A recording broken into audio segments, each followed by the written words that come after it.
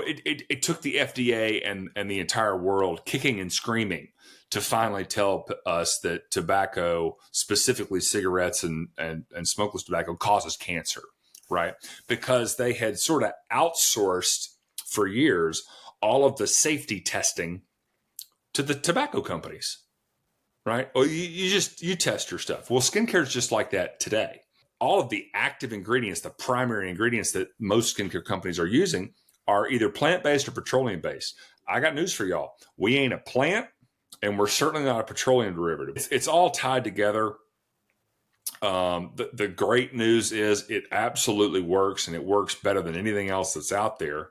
It's just a matter of getting more consumers on board and frankly, getting the government out of the way. Hello, everyone. Welcome back to the podcast. I'm very excited for today's guest. His name is Charles Mayfield. I met him in Nashville for the Bitcoin Conference, and this was definitely one of the coolest human beings I had the pleasure of chatting with. He is a father, best-selling author, entrepreneur, and founder of Farrow Skincare, a lard-based skincare brand that was launched following Charles' unique experience as a regenerative farmer and health enthusiast. And we just recently had on Jacob Wilkie, who we mentioned we both had. We both know as a friend. He talked a little bit about the regenerative farming side.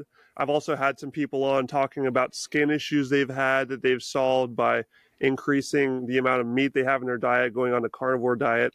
And you mentioned earlier that your product is a perfect fit into this mix. But before we dive into your product and its selection, I want to know Charles' life story. I love you have such a great story of just growing up in the South and going through the health rabbit hole and the farming and all that. So why don't you just give us a background on how you got to where you are today, Charles? Ben, it's a pleasure to be here. And it was great I can't believe Erica's the one that made this introduction happen, but it was great to see you in Nashville. That was a hoot, 3-day, just crazy. But yes, I grew up in, I moved back to the little town in East Tennessee I grew up in. I did that back in 2016, but was born and raised here and migrated down to Atlanta for college and ended up staying there. I sort of tie all this into Farrow. I got into the CrossFit scene in 2007-8, and I'm sure your listeners are familiar with CrossFit. Lord, they just killed a dude with the CrossFit games. That was fun. But anyway, CrossFit, started working out pretty hard, started paying more attention to my nutrition. Had the unbelievable honor of meeting and getting to befriend a guy named Rob Wolf, who's we were talking before we hit record that the podcast I told you on, we were talking about Bitcoin back in like 14, 15. Rob was one of the guys on the podcast. And so, funny. Yeah. Too funny. Anyway. Rob sort of pointed my lens, pointed my eyes at the paleo diet, and got into paleo pretty hard and heavy in maybe 2010. Got married. My ex-wife and I, we're divorced now, but she and I got pretty fast and furious in paleo. Published some cookbooks in the paleo space. I want to say we had maybe the second or third, maybe third or fourth cookbook, with pretty pictures in it in the paleo world. And at some point, there was a conference that started in Austin, Texas called Paleo FX. Started going to that, and they argued over protein, carbs, and fat for a few years. But the real conversation piece at that conference really shifted towards food access, food freedom. And so started getting introduced to folks like Will Harris down at White Oak Pastures, Joel Salatin. He's sort of my de facto farming mentor. But met Both Joel. Legends. Oh, Joel! We need to find a way to get. Has Joel been on your show? Oh, dude. No, I'm kind of just peeking into the regenerative world. He's definitely on my list, though. I love. Okay, let me make an intro there. Joel, I love that. Yeah, he's the best storyteller on the damn planet, man. Anyway, so took my inaugural pilgrimage to Polyface, I want to say in 2014, and yeah, I was just hooked. I grew up in a very agricultural community. My roots, my family's business was in dairy. But by the time I came of age, we were really more of a milk bottler, not a dairy farm. And so never really got, elbow deep in farming. And I love the outdoors.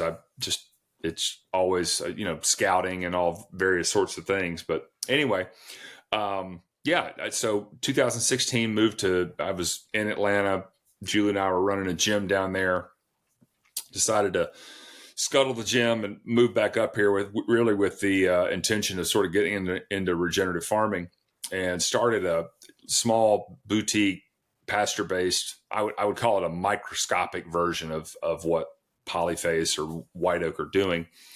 And, servicing, I probably at my peak probably had 50 clients between Atlanta, Chattanooga, and locally, and was humming along with that.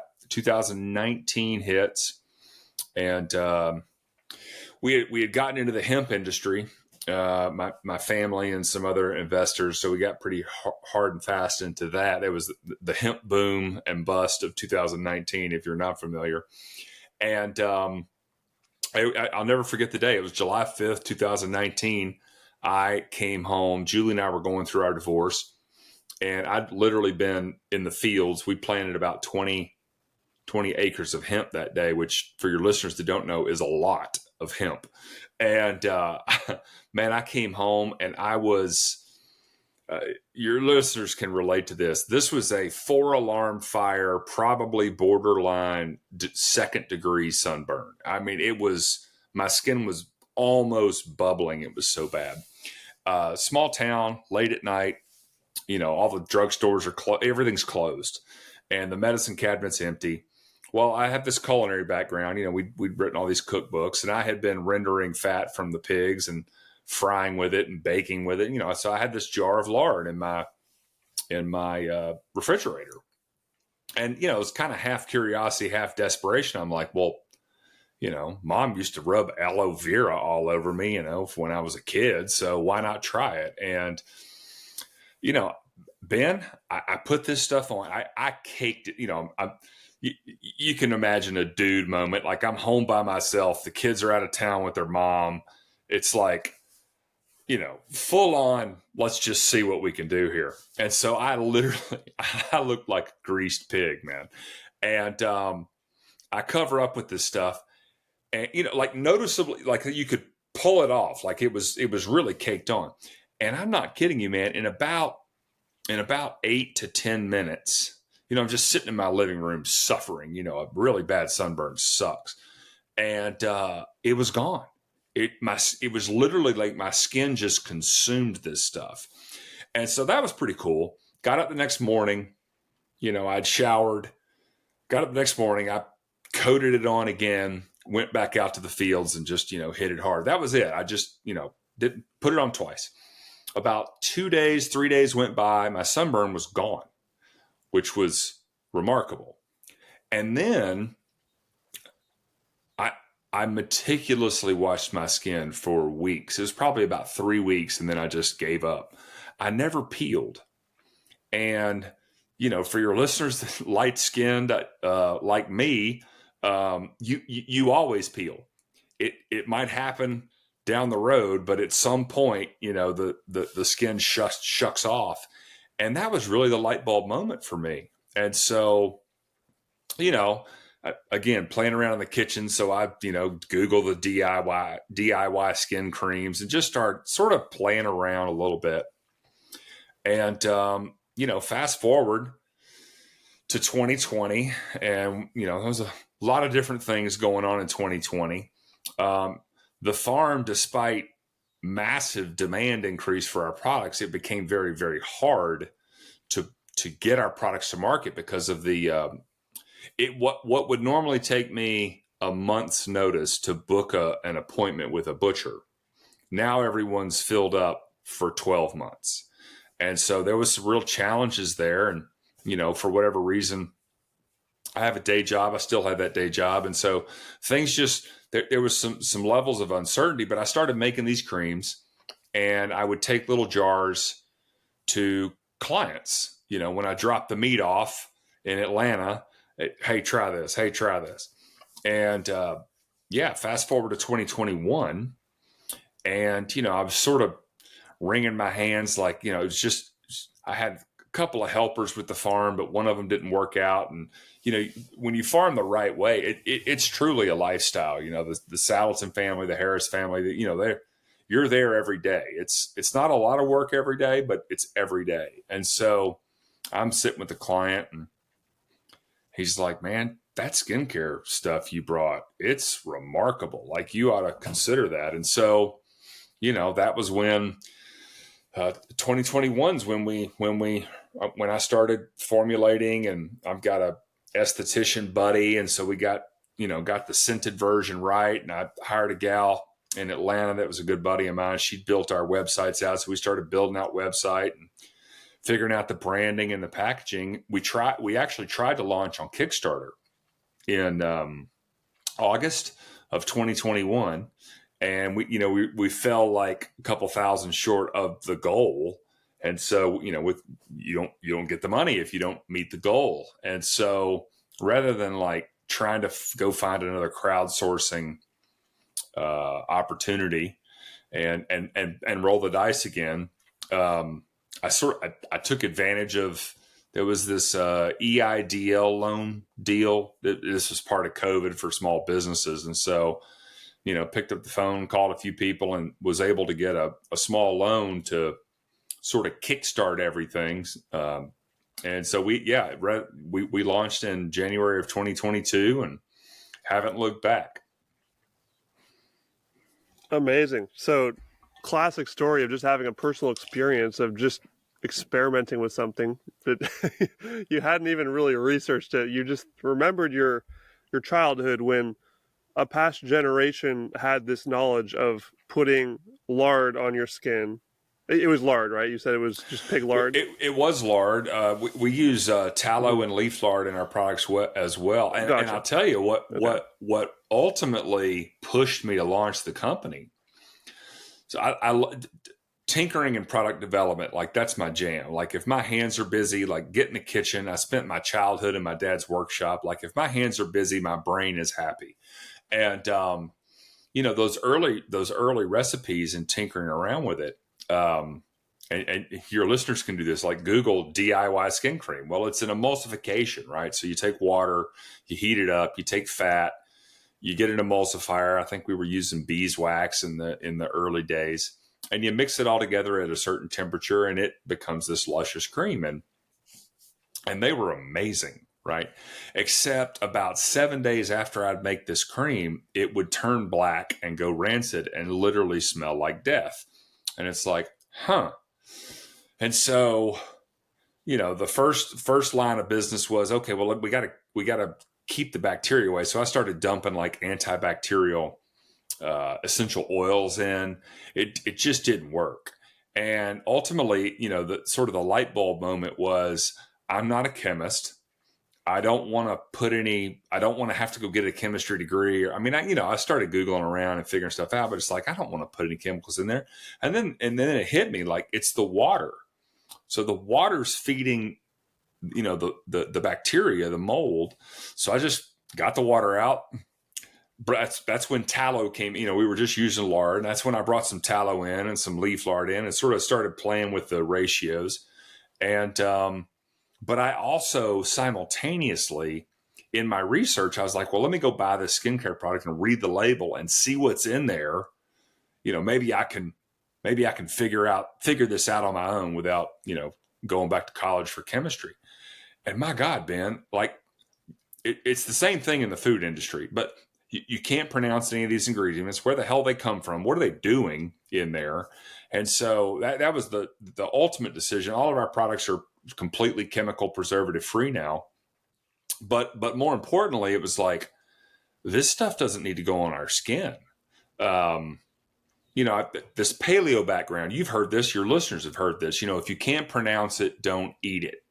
There's so many preservatives and nasty stuff in all this hyper palatable, hyper processed food these days. Skincare's I would make an argument that skincare is actually worse, but the chemicals they let in skincare are just toxic.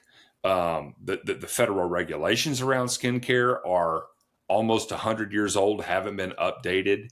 It's really a formula for disaster. And I've got these two small kids, and I start reading these labels, and I'm like, here's this endocrine disrupting hormone ruining compound, and well, we need to get them all out. And so that was really the motivation. One of the big motivations for launching the brand is we need to. First of all, it worked. Like, I'd never had any sunburn experience that was better than that one. And so it's like, well, let's try it on other stuff. My poor kids, dude, if bug bite, chiggers, scrapes, cuts, you name it. It's like, we're going to put a little lard on it. I mean, they've been great. But yeah, that was really the motivation was, I looked around, and I didn't see a lot of options. I've seen a bunch more since then. The tallow space is huge, relatively huge, relative to big skincare. I think all in, we're probably maybe 1% of the whole skincare market, maybe. But yeah, that was the real motivation was educate the consumer on how bad it is. Give my kids something that I could feel confident putting it on their skin. It wasn't going to screw up anything. And oh, by the way, this stuff works unbelievably well. You name the skin problem, I got a solution. And so that was really the big moment when I started reading labels and realizing how nasty it is. Yeah, I love it. And this is why I was so excited to bring you on, because there are so many people out there talking about the poison in food, myself being one of them. I brought on a ton of guests to talk about that. It's sort of a more obvious one because everyone knows when you shove something down your pie hole, then your body's absorbing that. It becomes part of you. But people don't understand that your skin is just as much of a mouth as your mouth is, because you're absorbing everything that you put onto it.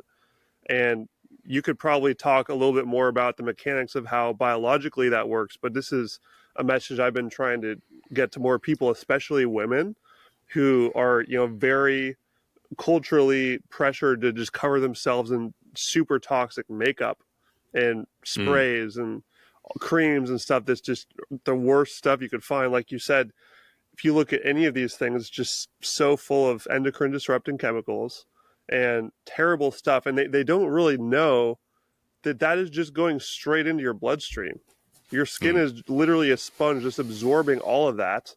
It's going right into the bloodstream. And that's why so many of these people are sick, have like terrible physical, mental, spiritual health. And you walk around these days and you just see people kind of walking around like zombies because they're just not healthy. And well, yeah, big part of that is the food. But I think a really under discussed part is, like I said, especially for the women, is the chemicals that are being dumped on themselves. Let's talk about two things. Let's talk about bugs, and let's talk about synthetic. So, and I'm gonna go back and forth between food and skincare. I view them as the same subject matter, right? So, me too. Bugs. I love it. Yep. Yeah. So bugs, an average mature adult on the planet today is walking around with between 5 to 7 pounds of microscopic organisms living on your skin, living in your hair follicles, your eyes. Most people now know about the gut microbiome, right? You got all these bugs in your GI tract that are participatory, if you will, in the digestion process. These suckers signal various hormones. I mean, they're really foundational in human health, and we have evolved over a very long period of time with these bugs. And right, so there's this homeostatic environment with a healthy gut, healthy skin. If you put a product or an ingredient, whether this is skincare or food, and I think it's equally nefarious in both, if you put something in there that is designed to extend shelf life and make it inedible to a microscopic organism, then you are effectively disrupting when that compound either goes on your skin or enters your stomach. It's killing these bugs.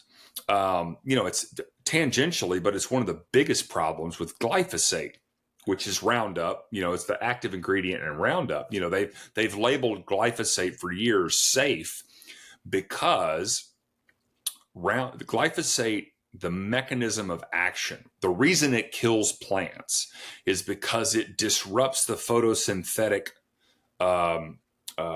process by which that plant sequesters nutrition, right? And so the smart scientists at Bayer or wherever were like, well, humans don't have that mechanism for metabolization, so it's perfectly safe for humans. Well, every single little microscopic organism in and on your body does. And so it's one of the reasons why glyphosate is so awful. And we can talk about its prevalence in our food now versus 20 or 30 years ago, just in the environment. But okay, so the bugs, that's a big one.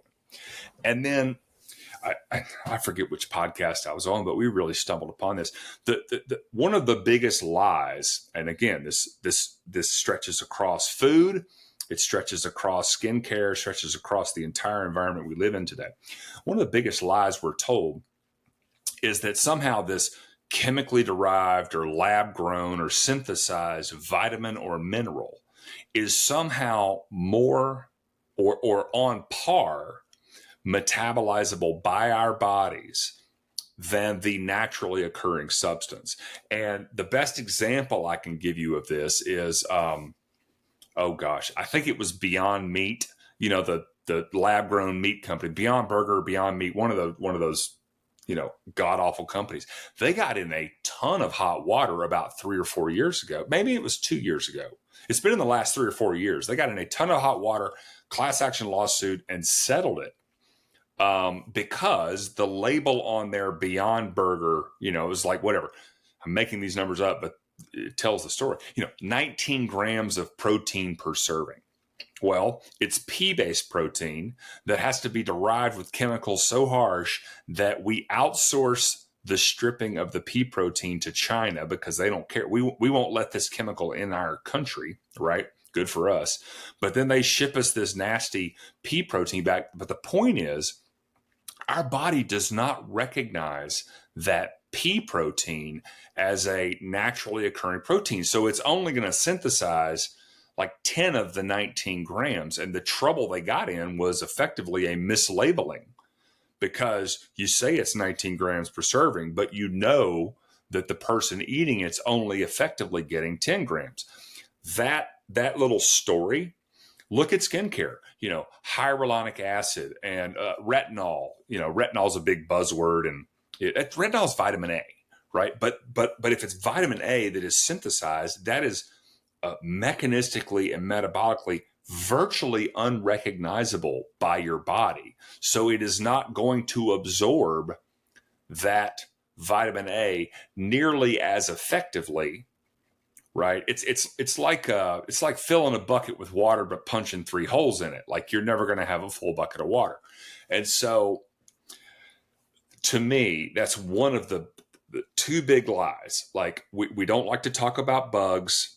Ooh, germ theory. And, we're, oh my gosh, bugs are bad. Well, no, we've co-evolved with bugs for millions of years, and they serve a lot of very, very critical roles in human health. And then this synthetic business, vitamin this, vitamin that, supplement. You see the same thing in supplements. Take your vitamins, take your your daily vitamin. Well, how much of that vitamin are you getting? It's not what's on the label. And so those are the 2 big ones: bugs and synthetics. Yeah, and I would bring it to this term that we talk a lot about in the carnivore world is bioavailability. It's just an overarching term of like, how well can the human body actually use this thing that you're putting in? Because it's not always created equal. Like you said, the synthetic version of a vitamin versus a vitamin you get in food are not absorbed at the same level in your body.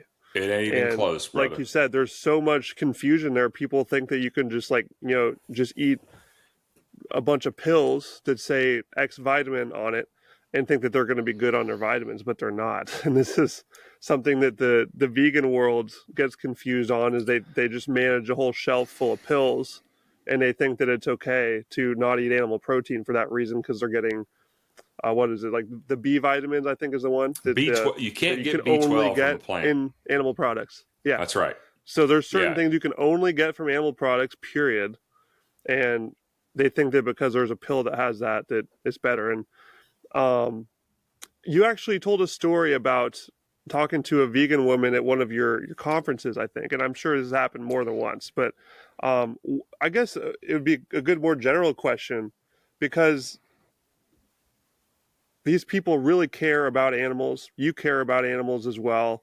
But they also are starting to realize that they need to include some of these animal products. So it's probably this could be a good, it's a good entryway into Sure. including animal products back in their life. It's a little bit easier to get some lard-based skincare from Farrow than to just chomp down a ribeye steak, perhaps, for people Well, that are looking to get back into that world. yep. Well, you need to do both. Again, there's some vitamins, minerals, nutrients in certainly red meat. I would say meat in general. Animal-based protein. Let's just hang that umbrella up. So it was my first conference after we launched. It was I don't know if you know John Bush, out in he's east of Austin. And yeah, she came up. She wanted to know about my products. We were probably 2 minutes into the conversation. She goes, "Well, listen, I just want you to let you know I'm vegan." And I said, "Okay, great." I don't think vegans in the crowd are open to dialogue. She came up. She was very curious. I told her the story. I have become less tolerance, not the right word. I've become less patient with vegans over the years, just because I'm an animal killer. There's this virtue signaling that comes from them. I'm convinced now that vegans make damn near everything worse. Now, I think what you're implying is that skincare might be a bridge into the vegan ethos, and maybe get them sort of to cross the picket lines, if you will, to accept animal products as potentially healing. I don't disagree with that. That's certainly not why I'm in business, but I welcome any of them to try my products. I am into education, and the thing that there's two pieces. We've already touched on sort of one of them. There's two big problems I have with the vegan community. Okay. And so let me put that on the shelf real quick and talk about what you brought up. This is the thing that drives me nuts. I want animals to live a good, happy, healthy life, right? So animal husbandry, this is the thing that's frustrated me for over a decade. Vegans and people like me share a common goal, which is I want animals to live a healthy, happy, one bad day. That's what I say, life. And, we should all be so lucky.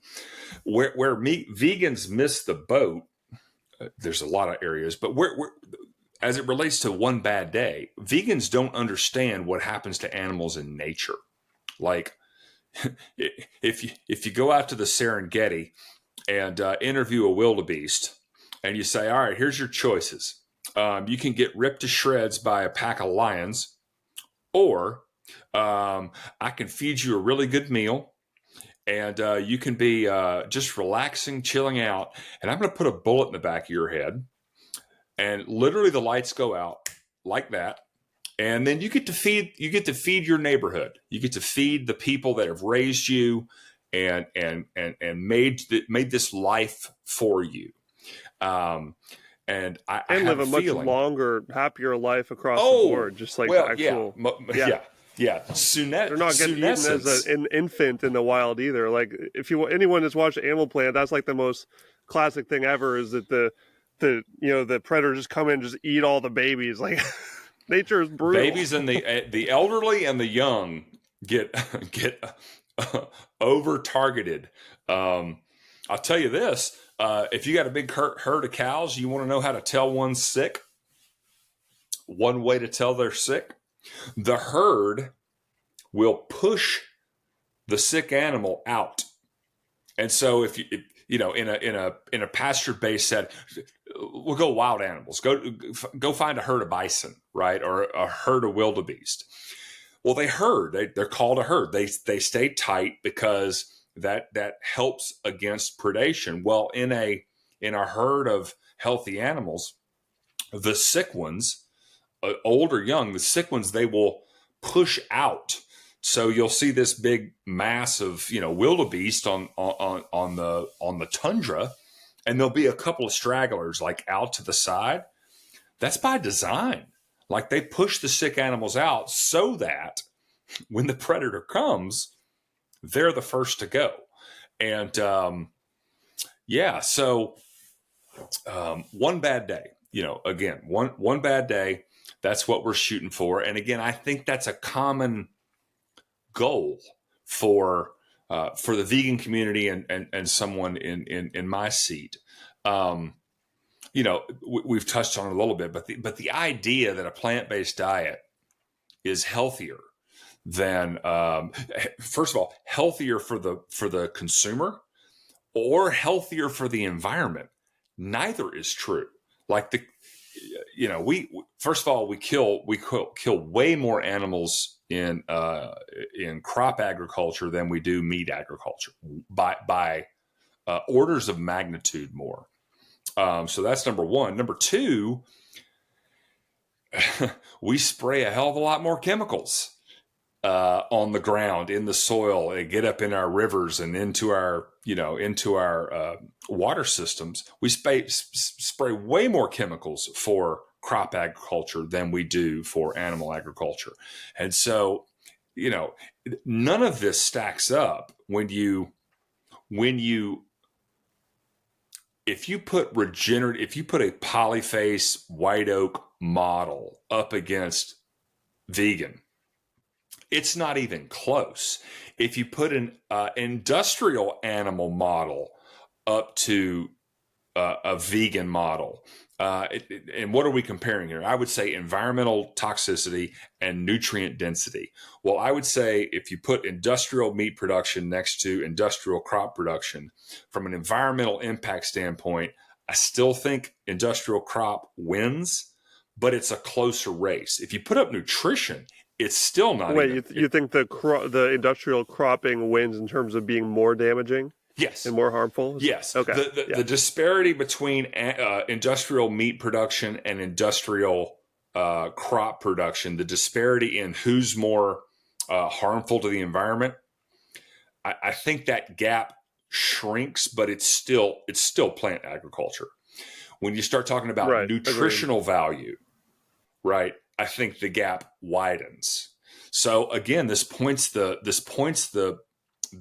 consumer, it points the attention towards a regenerative model, because now not only are we way more efficacious in how the animals raise, the nutrient density, but also how we build soil, the reduction / elimination of chemical inputs, synthetic fertile. I mean, again, it's fertilizer. It's great. No, these synthetic fertilizers are killing our soils.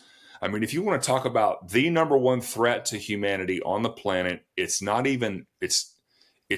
orders of magnitude more important than anything else.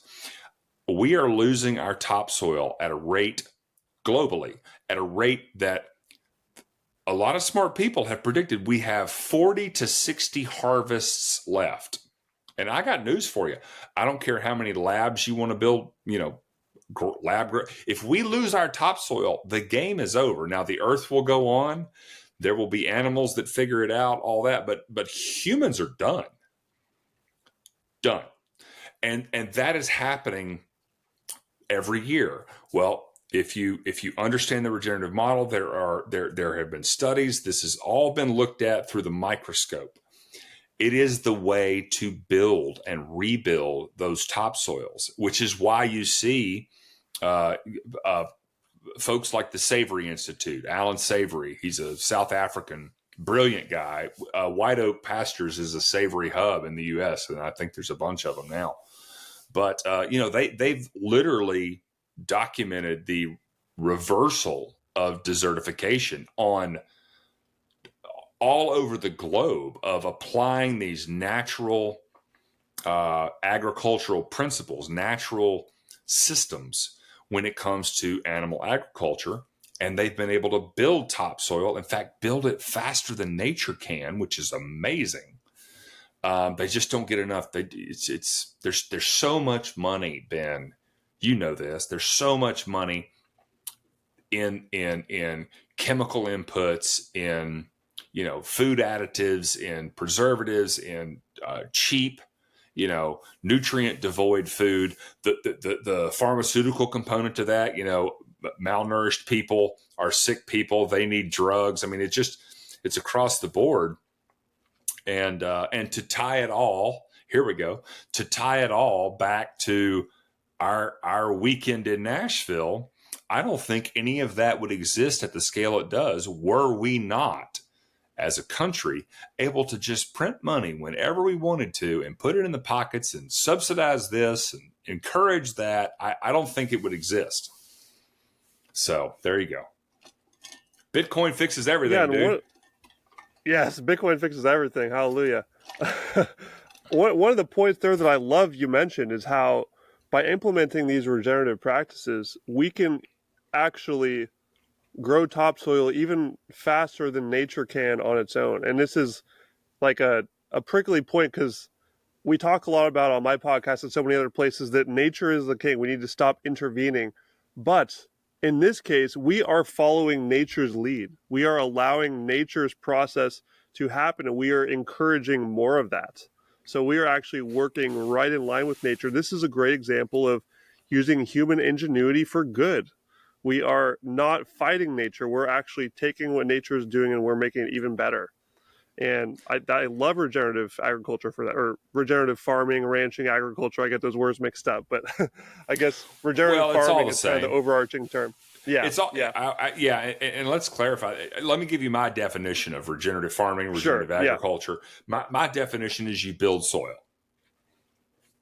Right. Full stop. Yep. Right. Now, okay. Then the next question is, well, how do you build soil? Well, how the most efficacious way to build soil is animal inputs with human oversight, right? I mean, you can build soil in a natural system. The Corn Belt, where we grow all these grains now, Missouri, Iowa, Nebraska, all of that, those 20-foot deep, they're not that deep anymore, 20 feet of topsoil, that was built over millennia of herding herbivores, then the bison, followed by migratory birds. And so that system, that natural system works to sort of unpack how we can accelerate it. So in that system, the predators drive the movement, right? In our system, we're driving the movement. So we've got all this technology now. When I say technology, I mean like lightweight fencing, electronic energizers that can charge a fence, candidly, like the technology that exists today, we don't think about it as technology, but it's revolutionary. These portable electric energizers, solar powered this, and we can bury water line. We can get water wherever we need it to go on our landscape effectively, very effectively. And so, with herbivores, we'll just say cows. With herbivores, you need two things: you need grass and you need water. That's it. And then above and beyond that, you need a containment system. So we've taken the predators out of the system, right? And so what we do is now the human, in a regenerative model, the human acts as the gas pedal and the brake to allow this animal impact to be optimal, right? So this much pressure on the land, and then we move on and we let the land rest. And so maybe you've heard of like managed intensive grazing, MIG grazing. There's a bunch of different terms for this, but what we've shown is okay. Back to the Corn Belt, right? Those soils were built by here come the bison. They eat, they poop, they pee, and they move on, and they do it once, right? In a MIG system, because we have this really deep understanding of the cycle of grass and forbs and the pasture, right? So we're able to take this natural system and pump it harder, pump it faster. And so rather than in nature, maybe it gets grazed once or twice a season. Well, we're able to graze. I mean, in a healthy ecosystem, you can graze a single patch of land, gosh, 6-8 times in a season. Depends on where you live, but I'm sort of speaking in general terms, but 6 to 8 times. So, effectively we can accelerate a natural system by a factor of like 2 or 3, and we can stack other stuff on top of it, right? So it's not just the grazing herbivores. It's, you bring in the pasture chickens, which again exist in a natural system, but our chickens lay eggs, so we're stacking that, and then on the edges of that field where the forest is coming in, there's where your pigs are, and so you stack all this stuff on the same acreage. And so if you think about not only from an ecologically nourishing sequester carbon, build topsoil, increase the organic matter in the soil, all 3 of those super important, but also food production. So we can 2, 3, 4, 10x the nutritional value of that acre, because we've got all this technology and all these systems, and understand that we can truly leverage all these gifts that God bestowed upon us. You care for the animals, you care for the earth, right? And we have all these tools today that are just it's hard for people outside of agriculture, and even especially regenerative agriculture, to understand the power we have in our hands in terms of how quickly we could start building more soil and getting all these chemicals out. It blows my mind. Yeah, like the turnaround is right there if we just properly utilize the opportunity. And that's why I'm super excited to bring more people on in that space. And I'd love to talk to Joel at some point. He's great. So many people out there are really doing it, and they're starting to get bigger platforms too. Like Joel Salatin and Will Harris were both on Joe Rogan talking about this. So this is very much in the public zeitgeist right now, which is very exciting. And more people are interested in doing this themselves too. So you need to have Joel on, and I'll just tell you, you need to have Joel. I'm going to set this up, and I'm sure he'll come on. He loves doing this stuff. You need to have Joel tell you the numbers about organic matter in his soil, because they've tracked this stuff, and they've been on that family farm now for over 40 years, right? So they've got a long history, but 40 years is a drop in the bucket too, right? In terms of what's possible. And I don't want to ruin it for your listener. I think they've had a full 5 or 6-fold increase in the organic matter in their soil in that time. It may be more. And for your listeners that don't know, so every 1%, one of the biggest issues with crop agriculture is it virtually kills all the organic matter in the soil.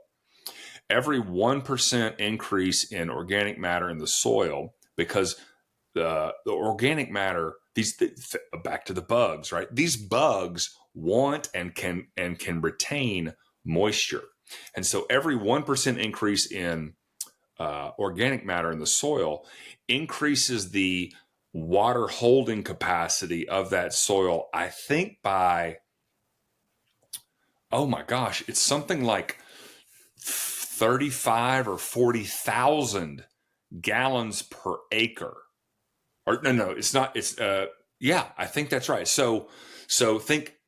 Let's convert gallons to inches of rain, right? So if it's unhealthy soil and you get an inch and a half deluge of rain, because most places rain doesn't come in little fits and shoots all year long. You get like 2-inch dump today, none for 3 weeks, right? And so if you think about every let's do it this way. Every 1% increase in organic matter is going to retain an additional, I'm making these numbers up, but it's close, a half inch of rain.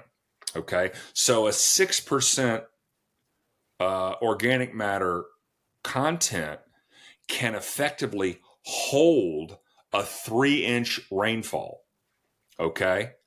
Well, a 1% can effectively hold a half inch. So if you get that 3 inches, 2.5 is going in the rivers. It's going in the creeks. It's going to end up, if you're in my part of the world, it's going to end up in the Gulf of Mexico.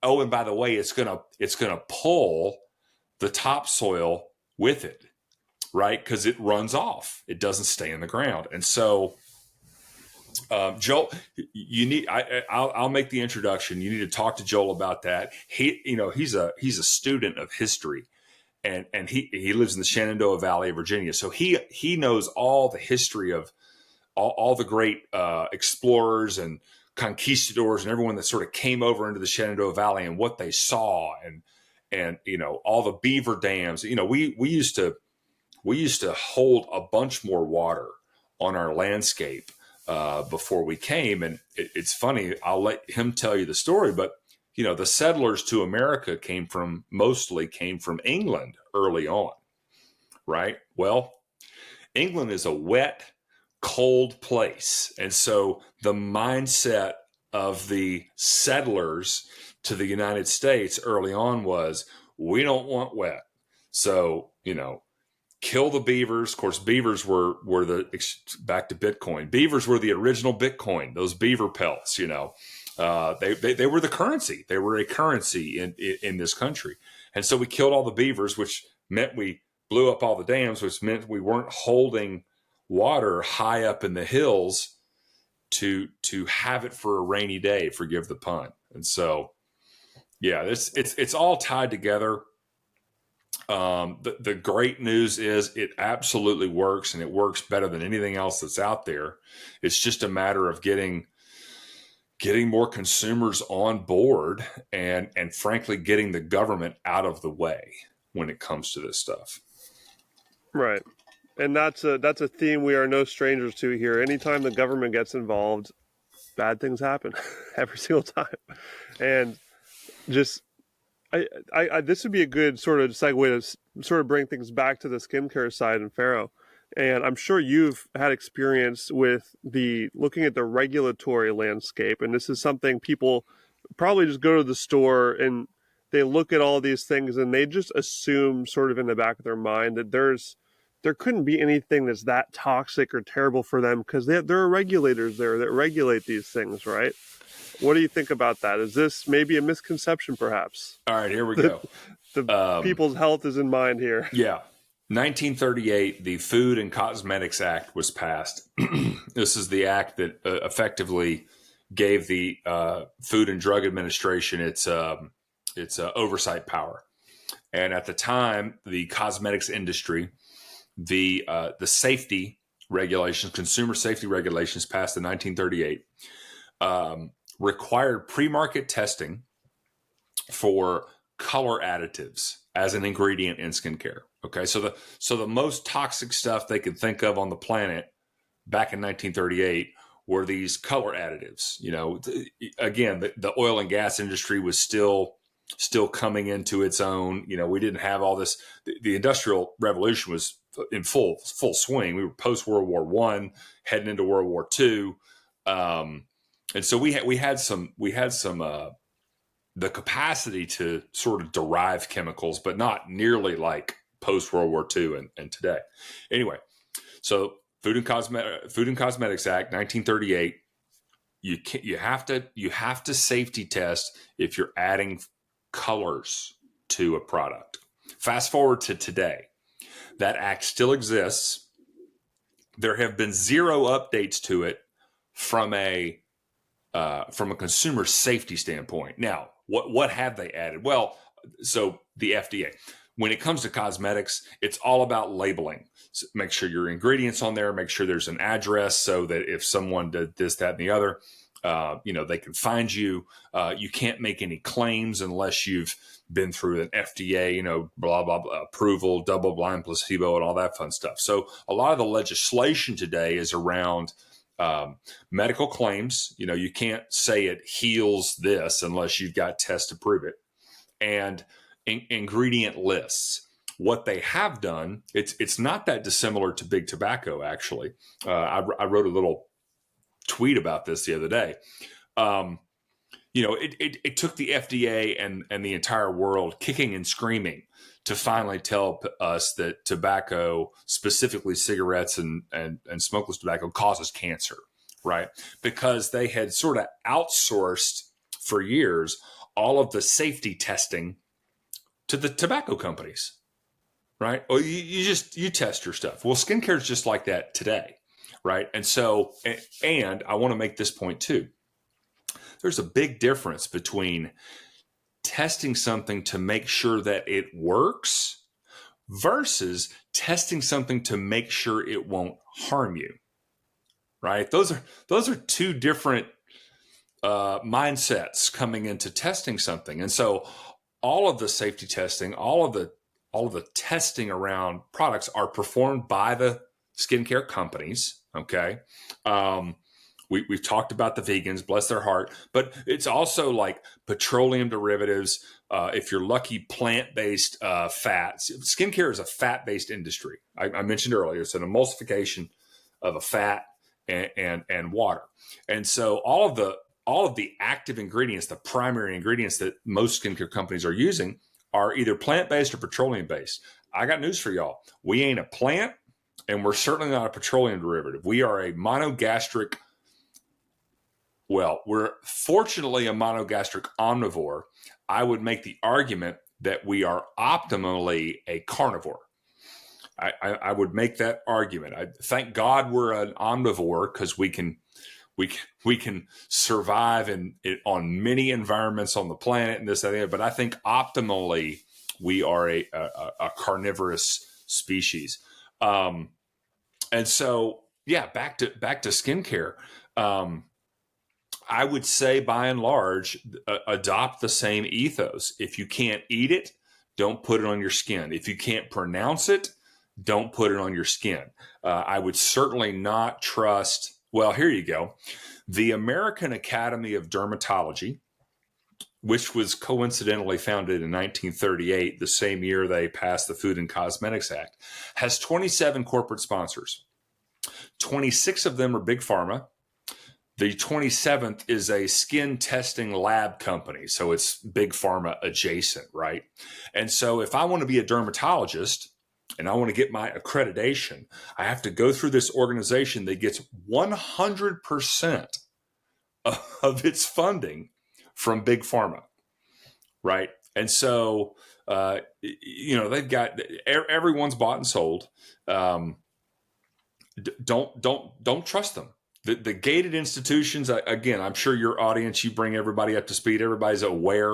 I like to say awake in light of the wokeness in the world today. Your listeners are probably awake to the degree that they are awake about skincare. I don't know. So I'm glad we're sort of hashing this out. If you're not comfortable putting it in your mouth and swallowing it, I wouldn't necessarily think you should be putting it on your skin, your largest organ, your second stomach. And if you've ever rolled around in poison ivy, it eats things because poison ivy is an oil. And when your skin eats it, life gets really crappy. So does that cover it for you?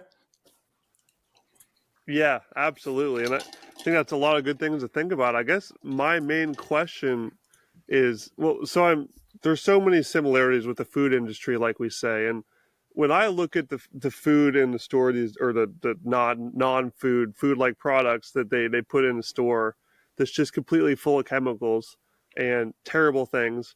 there's just so much financial interest involved. Like the big food companies are putting all these chemicals in these things that are addictive, and it usually serves a purpose. Like it makes people want more of it. It cuts off the hunger signals. It does these things that makes people ultimately buy more of it. So it makes sense in my mind. Like all these people care about is money and getting people addicted. So that's the reason why there's so many chemicals in these fake food products. But I'm curious, what is the reason for all the chemicals in the skincare? If all people really need is what you have in your products, which is, just a couple of ingredients, just lard, pretty much. Yeah, cheap and shelf life. Shelf life equals inexpensive, right? Okay. Most everybody's skin was amazing in 1910, right? Skincare. Okay, here's a good one. I love pulling on this thread. Skincare historically has been an industry for the elite. Why?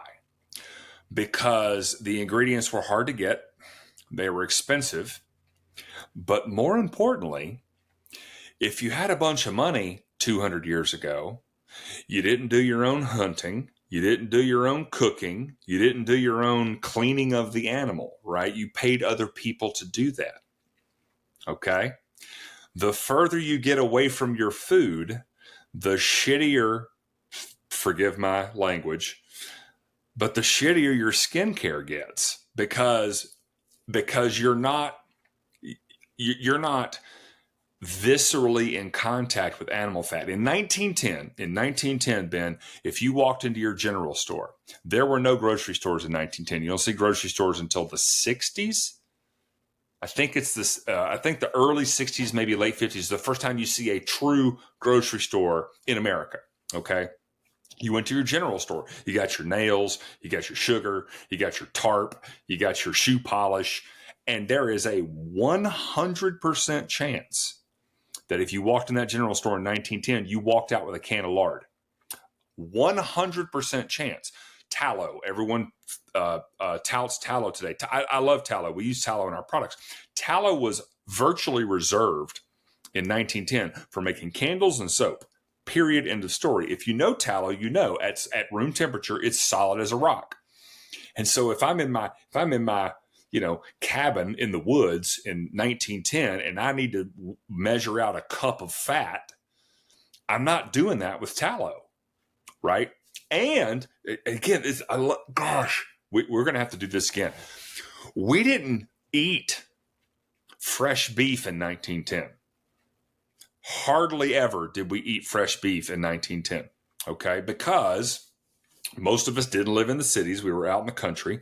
And when you this is pre-refrigeration, okay? So when you decided to kill a cow, you're talking about a 1,500 to 2,000 pound animal with anywhere from 600 to 900 pounds of meat on its carcass. What in the hell are you going to do with that much meat? Okay, so you'd kill it in the winter so that you could hang it up outside and it wouldn't spoil. And then you'd carve it off and you'd turn some of it into biltong and you'd turn some of it into jerky and you'd dry some, you'd have a steak maybe, right? When you cut it up, but most of that beef would end up being cured and stored and eaten throughout the year. Okay. Pigs, on the other hand, because a fully mature pig back in that time, even today, weighs a couple hundred pounds. Well, you can first of all, you can handle it, right? Two strong humans can pick a pig up and move it around and hoist it up and all that. Try doing that with a 1,600 pound carcass. We ate a ton more pork, and we had all this fat. And you render it, and you cook with it, and do everything else. So back to skincare forever has been a condition of the elite because they were so far removed from the hunting, the gathering, and the cooking. Okay. Now we industrialized, all of that starts to change. But even in 1910, most people were still cooking, right? So every year since 1910, what happens in 1911? Crisco comes out. So now we've got hydrogenated cottonseed oil that starts getting replaced or starts replacing lard on store shelves. Slowly but surely, World War II was really, I talked about this in Austin at a talk earlier this year. World War II was the nail in the coffin of lard. Okay. Why? Because you can't make nitroglycerin out of cottonseed oil. You've seen Fight Club. Have you seen Fight Club? What do? They go raid the dumpsters outside the liposuction. It's been a while. clinic. I can't remember the detail. Okay, so they make soap, right? The movie, they're making soap. What they're really making, you find out at the end of the movie, is nitroglycerin to blow up all the credit card agencies, remember? Yeah, so how do they make their nitroglycerin? How do they make their soap? They go raid the dumpsters outside of liposuction clinics. There's a line in the movie that's like, find it kind of fascinating that we're, these women are paying us all this money for this soap and it's just coming from the fat on their ass or something like that, right? You can't make explosives out of, well, let me say it a different way. Pig fat is the best thing lard is the best thing on the planet, probably, again, short of human fat, right, to make nitroglycerin. So we rationed lard during World War II. Oh no, I go to my general store, I don't have lard anymore because it's been rationed. Well, that's okay. Here's your can of Crisco that looks just like lard. Oh, and we got all this marketing, telling you how better it is, cheaper, better shelf life, blah blah blah blah blah blah blah. We also figured out marketing, turn of the century and early 1900s. We figured out marketing real good, right? And so the nail in the coffin of lard happened during World War II. Then I love this thread, man. And listen, I told you, I'll keep talking. Okay. You cut me off. I love this. I wouldn't bring you on if you didn't. I love it. Dude, I love this subject matter. So tallow, so everyone knows about tallow today. Why? Why do you think everyone knows about tallow today, or at least over the last 30 to 40 years? Who made tallow famous? I mean, you probably have a much better answer than me, but I'd say at least in the present day, it's because, McDonald's. Okay. McDonald's made tallow famous. Why? Because up until about 1991, 92, yep. They cooked all of actually it was later than that. They cooked all of their French fries in tallow. Why did they do that? I'll tell you why. Again, we don't have the beef industry. You can't imagine the beef industry in the 30s and 40s, or even the turn of the century. Now, we have harvested and eaten beef for a very long time, but the vast majority of the harvesting happened during winter because you kill a cow in the middle of summer. You gotta do something with 900 pounds of flesh quickly, or it spoils, right? So post World War I, post World War II, we start to see the industrial age. We master large scale refrigeration. This now is the first time that the beef industry is able to function on an annualized basis. Every month we can harvest, right? And we can deliver. We've got refrigerated trucks and refrigerated trains. So now we can start delivering to the consumer fresh beef. Okay, fresh beef has only been around for not that long. And by that time, all the soap and all the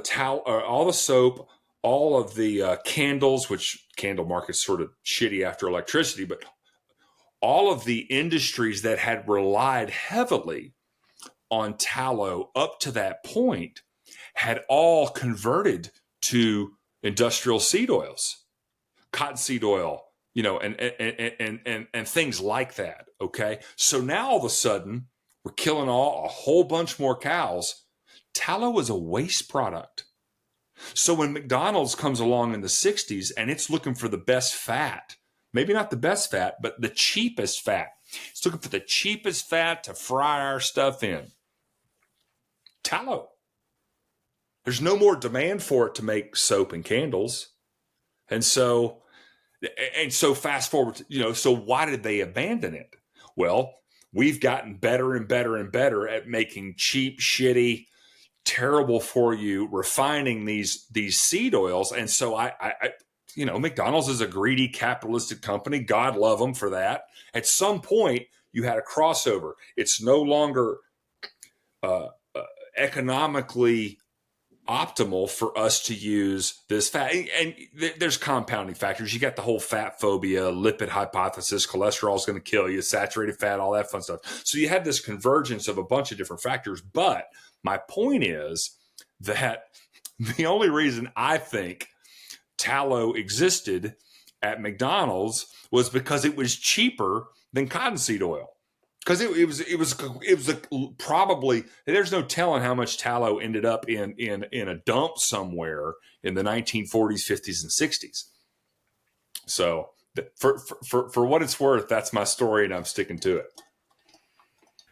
Yeah, it's very fascinating. And one of the things that has been fascinating for me, just hearing your previous podcast, and I've actually had in real life experience with this recently, just figuring out where lard comes into the picture, because I do hear a lot about tallow as, going down the beef rabbit hole and the carnivore rabbit hole. It's all about beef, tallow everywhere. But in fact, when you're talking about skin products, lard is even better than tallow. And I had a real life experience asking someone else this. I just in my local farmers market recently in my little hometown I'm visiting right now for a few weeks. It was a little soap booth, and I asked this lady, and I saw some of the soaps marked vegan, so I was a little worried. I was going to ask her, like, what's the best material for your skin? And to my relief, she told me actually lard is the best. And here's our lard line. And I made it clear to her I'm not looking for plant-based anything. I know that that's not going to be good for your skin because plants aren't good for your body anywhere. Well, except for maybe medicinal purposes. Let me couch that a little bit. Okay. Okay. So let's go bad, good, better, best. Okay. Okay. All right. Where is bad? What's bad? Okay. All the seed oils, by and large, in any heat-derived seed oil, okay, any petroleum derivative, any of that stuff, bad. I could make the argument for a gray area between bad and good with some cold-pressed seed oils. Rosehip oil is a good example. And there have been studies that are shown that it can help skin. And anyway, not to get too convoluted there. Good. What are good? I think good is plant-based fats, but they're plant-based, not seed-based. I mean, the Egyptians have been fascinated with skin health forever, and anointing people with olive oil. These are plant-based oils, not seed-based oils, right? For your listener, you don't get olive oil from the olive seed or the pit. You get it from the fruit. Avocado oil, coconut oil. These are plant-based oils. So that sits over here in good. Better is going to be I would say any animal fat by and large, bear fat, any animal, bird animal, fish, again, people that fish a lot, you end up cleaning the fish and there's these fatty salmon and all that fun stuff. I do have to say, in my opinion, and I think the evidence bears out that lard is the best. And let me couch that, Ben, with not all lards are created equal. And this is the beauty of our product and the reason I'm so excited about my message. You absolutely have to raise a healthy, happy, environmentally friendly, well-fed, one bad day pig in order for the fat to be of quality. This is why. So pigs are a monogastric omnivore. Do you know any other monogastric omnivores in the room? Well, that would be humans. Okay. And again, I'm not me. Yeah. And you. I'm not going to shit on cows or ruminants, but a ruminant, an herbivorous ruminant, which is a cow, which is a bison, elk, deer. When you hear the term tallow, that is a placeholder term for the rendered visceral fat from a ruminant, most commonly a cow. Okay. Visceral fat. Okay, so here's a fat lesson. We have two predominant kinds of fat. We have subcutaneous fat, belly fat, back fat, right? All the storage fat, we get fat with our subcutaneous fat. Then we have visceral fat. The biological function of visceral fat is like the seatbelt in your car. It is a padding or a protection predominantly of your kidneys because they're sensitive. And if you run into things we don't want, it functions as a pad. So the visceral fat of both a human, a pig, and a cow, any mammalian species, that visceral fat is technically protected from environmental exposure. So poor diet, good diet, poor environment, good environment.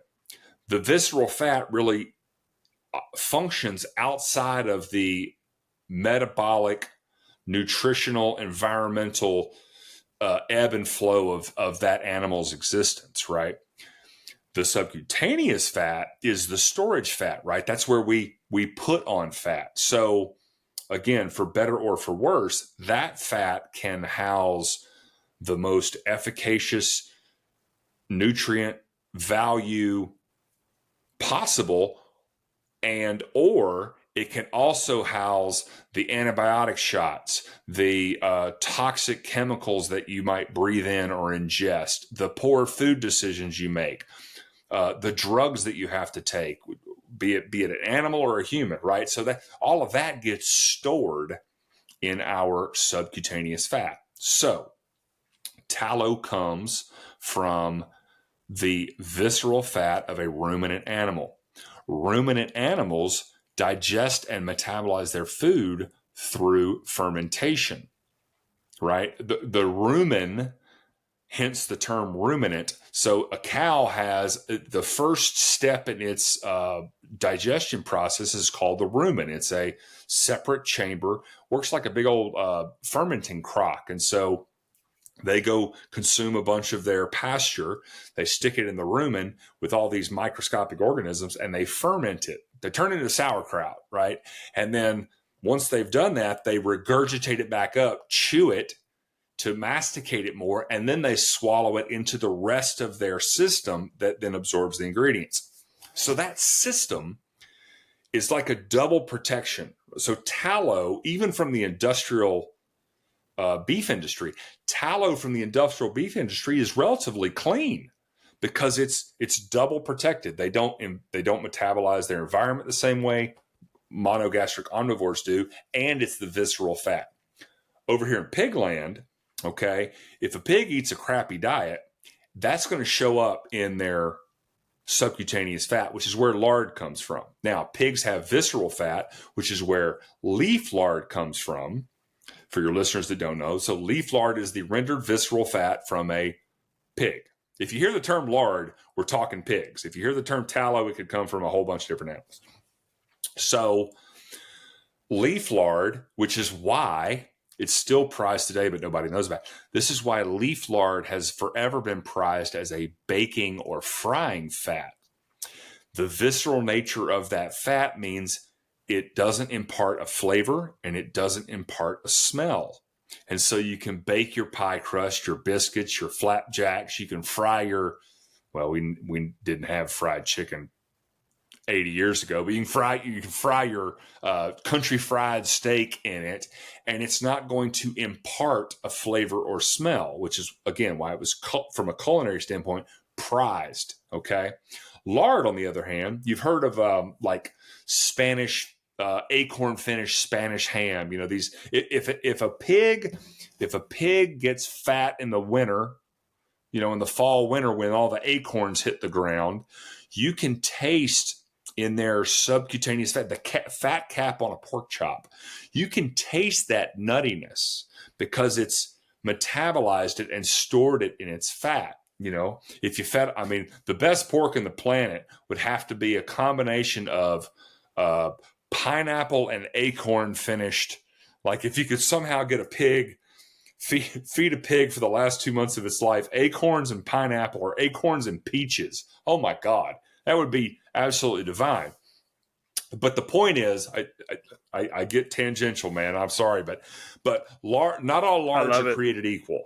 And the thing that brings me the most joy from our product and hopefully its continued success is I'm bringing light to the fact that in this country, 98.5% of the pigs raised for meat in this country never see the sun and grow up on concrete. Okay. And since pigs metabolize vitamin D from the sun the same way humans do, and pigs are literally from birth, like it's their magic sauce. Pigs love to root. It's the one thing on the planet. It's, hey, listener, I want you to close your eyes and think about the one thing you really love to do. And it could be eating ice cream or playing basketball or golf or whatever, or listening to Ben's podcast. But close your eyes and I want you to imagine taking away that one thing that you love to do more than anything else in the world for your entire life. Okay. So we take away the one thing they love to do. They were born to do it. They're the prenasal cartilage in their bone. I mean, pigs are amazing diggers. So we take that away. We remove them from the sun. All right. One more tangent, because I think we spend way too much time talking about the food an animal eats. You go to the store and get your certified organic chicken or your certified organic vegetarian fed eggs, right? Great. That's all BS, okay? Because there's a couple of designations now. I'm not in the designation game. There's a couple of designations now around animal husbandry, animal welfare approved, is just to give you an example. But my point is, listener, here's the deal. Okay. We're going to hire, who's a good world famous chef? Give me one, Ben. Chef Boyardee. No. That's no. I don't even know any good chefs. Oh gosh. I'm only eating meat. I know more farmers and ranchers than chefs. Guy Fieri. Guy Fieri. Guy Fieri. Fieri, am I pronouncing that right? All right, we're going to hire Gordon Ramsay. We're going to hire Gordon Ramsay. Okay, so here's the deal. I'm going to get together with Ben and Sean Baker and Rob Wolf and Chris Kresser and Gabrielle Lyon. Okay, so, and Peter Attia. We'll throw Peter Attia in the mix. We're going to design the healthiest, most nutritionally dense menu for you, Ben. Okay, and Gordon Ramsay is going to cook you 3 square meals a day. All the butter you want, all the ghee, all the stuff, right? We're going to pick the perfect diet. Here's the catch. You have to go live with 6 of your best friends in a 5x5 room with no windows and no toilet. And you got to do that for 4 months. Okay. Here's what's going to happen, Ben. No, don't worry. You're going to get the best food on the planet prepared by the absolute tip of the spear chef. You're going to come out of that room. First of all, you won't make it 4 months, okay? Because we're humans and we're aware, and we would literally like slit our own throat, or you'd have like a mutiny, right? So someone's busting down the door. But let's just assume you make it to 4 months. You're going to come out of that room so sick. It would be the sickest you've ever been in your life, because you got to pick this corner to poop in. You take the sun out of the equation. With the sun, vitamin D is not a vitamin, it's a hormone. It's like the basic building block, right? The point I'm making is I think it's important that we put emphasis on what we feed ourselves and animals, but we don't put nearly enough emphasis, certainly in industrial meat production, on the life and environment that animal grows up in. So bringing it back around, 98.5% of the pork raised in this country grows up in an environment that is beyond hell. It's beyond hell. That's the closest descriptor I can have for it. Okay. I would like for that number to be 95%. I would like for that number to get to 90%, right? Because every percentage point, 5% is a really important number. It's a really important number in the grand scheme. 5% independent vote gives an independent presidential candidate access to the presidential ballot in every state, right? 5%, it's a really smart well articulated, critical number. Okay. And I want to see that number move in the right direction. I think it can move because, pastured pork is absolutely delicious and nutritionally unbelievable. Okay.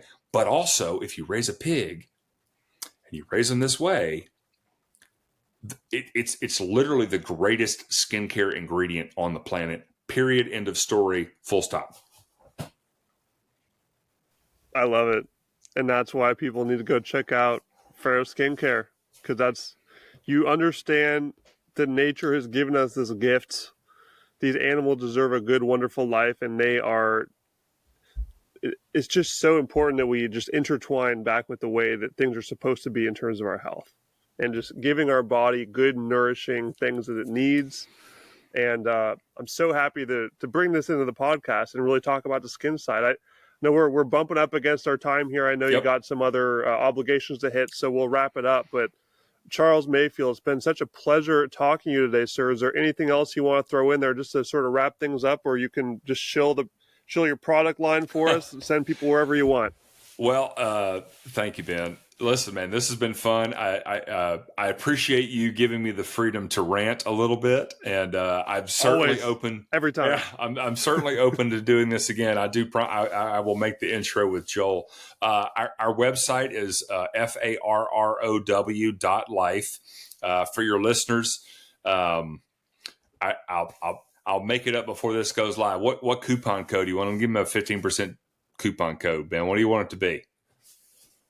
Ooh, I mean, is Ben available? Just put Ben on there. Is that easy? I'll do Ben 15. Ben 15. Perfect. All right. So there's the website. We'll make it happen. Ben 15. If I had to choose one product to rule them all, you're not going to like this, listener, but it's our most expensive product, but it also lasts the longest. Our skin food, whether you want scented or not. If you have to choose one, now I can sit here and shill the rest of my products, but if you just want to dip your toes in, it's our biggest product in terms of volume. It's like 2.3 ounces. It'll last you 2, 3, 4. I mean, I've got some people that order it every 6 months. So depending on how much you want to use it, a little goes a really long way. But yeah, so Farrow.life. By the time this launches, the code BEN15 will save you 15% off. And I certainly would appreciate any follows on our social media. Instagram and Twitter are both at Farrow Skin. So would certainly appreciate there. We do take Bitcoin for our products. And so that's certainly an option for you coiners out there. And Ben, I can't thank you enough for the time today. Thank you. You as well, man. The feeling is mutual. It's been a pleasure, and I definitely look forward to doing it again because there's so much more that I'd love to talk about with you. So I look forward to that indeed, my friend.